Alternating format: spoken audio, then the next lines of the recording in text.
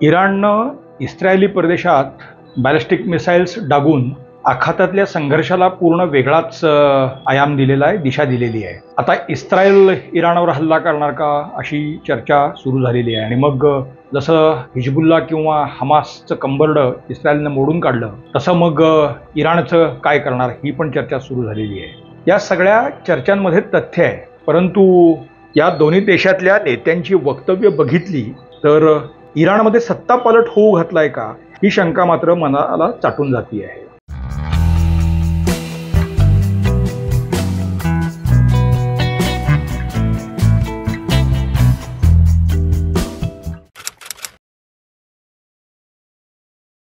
नमस्कार, गोजोस्कोपमध्ये आपल्या सर्वांचं मनापासून स्वागत आहे. आखातातला संघर्ष जे विशेषतः इस्रायल आणि हिजबुल्ला, हमास, हौती हे गट हा रोज नवनवी वळणं घेताना दिसतो आहे. हिजबुलचा म्होरक्या नसरुल्ला त्याला इस्रायलनी उडवलं, त्यानंतर एक नवा म्होरक्या हिजबुलचा नेमला गेला. आपण आत्ता बोलतो आहे तर त्याच्या काहीच तास आधी बैरूतमध्ये इस्रायलने जो हल्ला केला त्यात हा नव्याने नियुक्त केला गेलेला म्होरक्यासुद्धा मारल्या गेल्याची बातमी आता पुढे येते आहे. त्यामुळे हमास असेल किंवा हिजबुल असेल तर हे गट इस्रायलच्या परिसरामध्ये कुठेही अस्तित्वातच राहू नयेत, किंवा असले तर ते पूर्ण खच्ची झालेले किंवा डिफंक्ट झालेले असावेत. या पद्धतीनंच इस्रायल आता या सगळ्या गटांच्या कच्छपी लागलेला आपल्याला दिसतो आहे. मग नुसतं दक्षिण लेबनॉन नव्हे तर अगदी सिरिया, दमास्कसपर्यंत हल्ले इस्रायल करत आहे. आणि इकडे येमनमध्ये सुद्धा त्यांनी या कारवाया केलेल्या आहेत किंवा पुढच्या काळात त्या होताना आपल्याला दिसतील. इस्रायलची काही रॉकेट्स ही जॉर्डेनियन प्रदेशात सुद्धा या हिजबुल गटांच्या मागं गेलेली होती आणि तिथेही स्फोट झाल्याची बातमी येते आहे. अशात इराण नेमकं काय करणार आणि इराण या सगळ्या संघर्षात शांत काय अशी सुद्धा एक चर्चा होती. आणि अचानकच इराणनी इस्रायली प्रदेशामध्ये आता आकडा काहीही सांगितला तरी क्षेपणास्त्र डागली, बॅलिस्टिक मिसाईल ती 400 डागली असं सांगितलं जातं.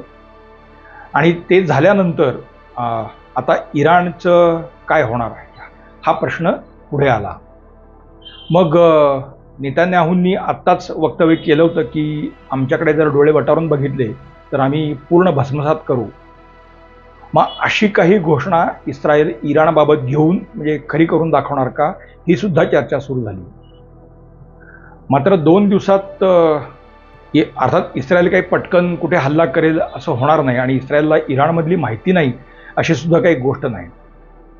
परंतु ते झाल्यानंतर इराणचे अध्यक्ष मसूद पेजेशकियान हे अतिशय मवाळ गृहस्थ आहेत.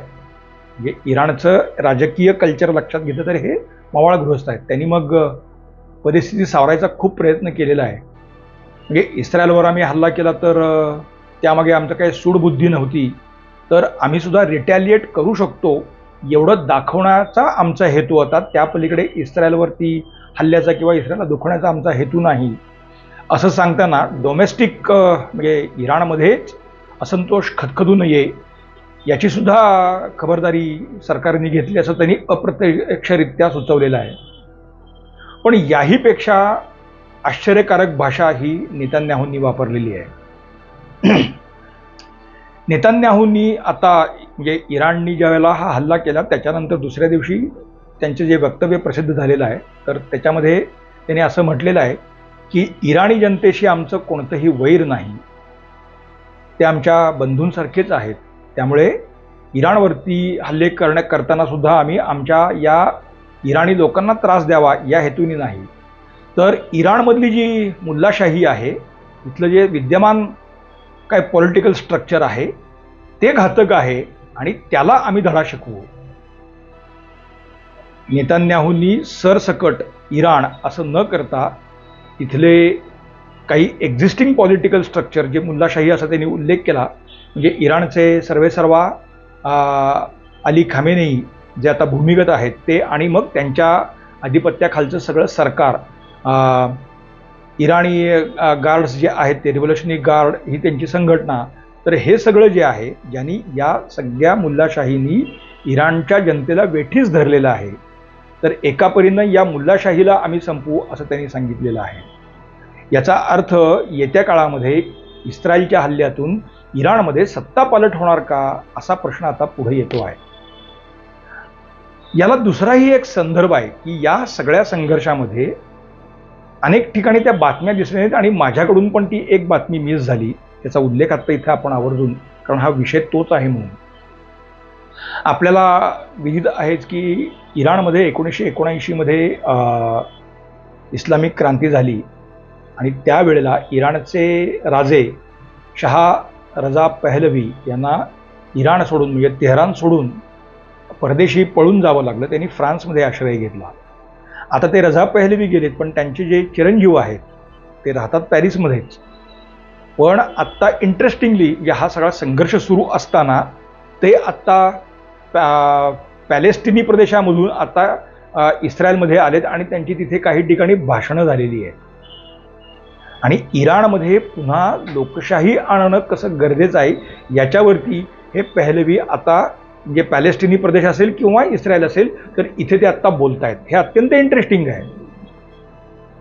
इराणमध्ये गेली काही वर्ष सामाजिक असंतोष खतखततो आहे, ज्याचा उल्लेख नेतान्याहूंनी केला मुल्लाशाही असा. तर या सगळ्या रॅडिकल एलिमेंट्सनी या समाजाला, इराणी समाजाला खूप वेठीस धरलेला आहे. महिलांवरती मोठ्या, आणि नुसत्या महिलाच नाही तर पुरुषांवरती सुद्धा मोठ्या प्रमाणावरती बंधनं आहेत. म्हणजे बुरखा जसा तुम्ही घातला पाहिजे तशी पुरुषांवरती सुद्धा अनेक प्रकारे बंधनं आहेतच. त्या बंधनांना सुद्धा लोक कंटाळलेली आहेत. आणि आपल्याला आठवत असेल तर बुरखा घालणार नाही असं एक कार्यकर्ती म्हणाली होती, तिचं नाव आता आठवत नाही, पण ती म्हणाली होती, आणि नंतर तिला कशा पद्धतीनं मानहानिकारकरित्या संपवलं गेलं, आणि त्याच्यातून एक आंदोलन इराणमध्ये उभं राहिलं. तर आता इराणी लोक जे इराणमध्ये आहेत, किंवा जे विशेषतः आता इराण सोडून इतरत्र पळून गेले किंवा निर्वासित झाले किंवा आलेले आहेत, ज्याचं सूचन हे पहलवी सुद्धा करतायत. 1979 पूर्वीचा, म्हणजे इस्लामिक क्रांतीपूर्वीचा इराण हा पूर्ण वेगळा होता. म्हणजे तुम्ही इराणमध्ये आहात की पाश्चिमात्य जगात आहात हे कळणार नाही, इतका इराण वेगळा होता. आणि तसा इराण आम्हाला पुन्हा आणायचा आहे असं ते पहलवी सांगतायत. आणि नेतान्याहू आता जे सांगतायत ती तिथली मुल्लाशाही आम्ही संपवू हे सांगतायत. याचा अर्थ इराणमध्ये अशा स्वरूपाची काही क्रांती होणं किंवा सत्ता बदल होणार आहे का, आणि त्याचे चाहूल लागल्यामुळे हे खामेनेई जे आहेत ते भूमिगत झालेत का, हा प्रश्न आहे. म्हणजे इराणी डेमोक्रॅटिक फ्रंट नावाची एक संघटना गेली काही वर्ष तिथे काम करते आहे.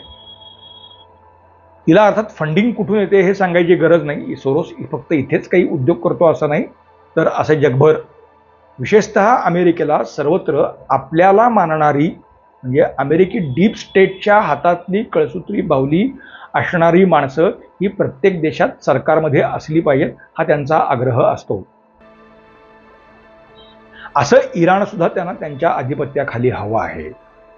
इतकी वर्ष, म्हणजे 1979 नंतर आजपर्यंत, म्हणजे आता जरा 5 दशकांचा हा प्रवास आहे साधारणपणे. तर या सगळ्या प्रवासामध्ये इराणनी कधीही अमेरिका किंवा अमेरिकी डीप स्टेटला आजतागायत तकास्तूर लागू दिलेली नाही, किंवा पूर्ण शह दिला असं म्हणायला हरकत नाही. सँक्शन्स आली इराणवरती, बरेच गोष्टी, म्हणजे अर्थविकासाच्या कुठल्याही संधी इराणला राहू नयेत, किंवा आंतरराष्ट्रीय स्तरावरती इराणचा काही दबदबा निर्माण होऊ नये यासाठी हर संभव प्रयत्न हे केले गेले. पण इराण दमलेला नाही आहे. आधी खोमेनी असतील आणि आता खामेनेई असतील, तर त्यांनी एक हाती वर्चस्व या इराणवरती आणि इराणी समाजावरती राबवलेलं आहे. पण आता या संघर्षाच्या निमित्ताने नेतान्याहू या मुल्लाशाहीला जर संपवणार असतील तर तिथे येणारी पर्यायी सरकार कुठला असेल. म्हणजे जे अमेरिका किंवा अमेरिकी डीप स्टेटला जे जमलं नाही ते एका परीनं आजचा इस्रायल आणि नेतान्याहूंच्या नेतृत्वाखालचं लष्कर हे करू पाहतं आहे. हे काही उद्याच्या उद्या हल्ले झाले आणि ते अर्थात घडू पण शकतं, पण उद्याच्या उद्या हे सगळं झालं असं मानायचं कारण नाही.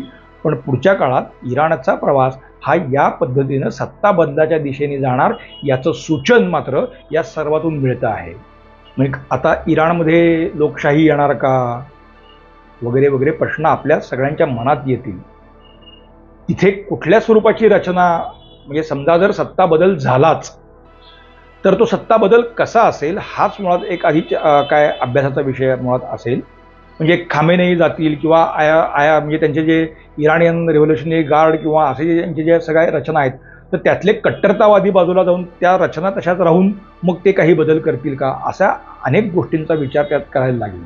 म्हणजे तिथे सत्ता बदल झाला याचा अर्थ सत्ता पालट झाला याचा अर्थ इराणमध्ये जसं 1979 साली झालेली जी इस्लामिक क्रांती होती त्याचं पूर्ण रिव्हर्सल असं आत्ता थेट म्हणता येणार नाही, पण त्या दिशेने इराणी समाजाचा आणि इराणची आता वाटचाल दिसते आहे.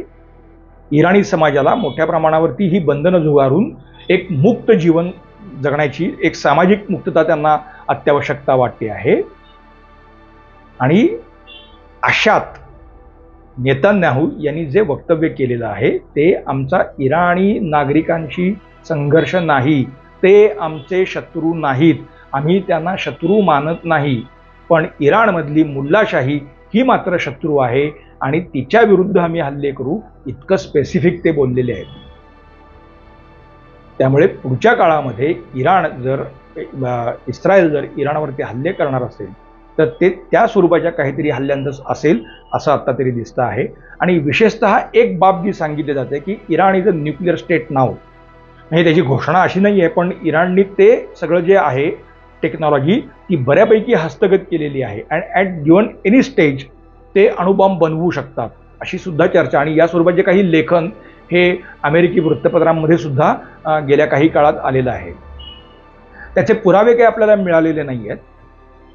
इराणचे माजी अध्यक्ष अहमदीनेजाद तर त्यांच्या काळात यातलं बरंचसं काम झालेलं होतं.